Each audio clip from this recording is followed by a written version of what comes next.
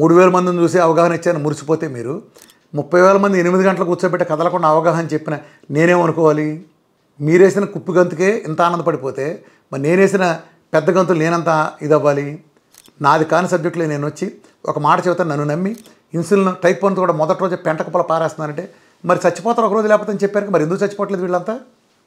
చచ్చిపోతే నన్ను బతకనిచ్చేవాళ్ళు, నన్ను చంపేసేవాళ్ళు కదా. నేను చాటు నాలెడ్జ్ ఉంచుకునేవాడు కూడా కాదు.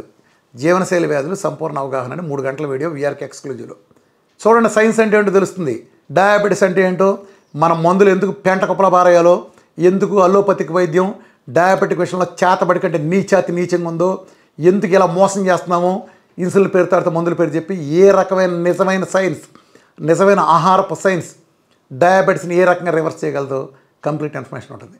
మళ్ళీ ఇక్కడికి వచ్చేటప్పటికి నేను ఏ మ్యాజికల్ రెమెడీ యాక్ట్కి నాది కాదు, వర్తించదు. ఎందుకంటే నా దగ్గర సీక్రెట్ లేదు. There is no magic. ఒక ఆహార విధానం చక్కగా సింపుల్గా అమ్మమ్మ తాత బాబాయ్ అత్తమ్మ వీళ్ళు చెప్పేది ఎలాంటి వాల్యుబుల్ ఉన్నాయో విషయాలు సైన్స్లో, అది మోడల్ సైన్స్తో మిక్స్ చేసి చెప్పిన అద్భుతమైన హోమ్ సైన్స్.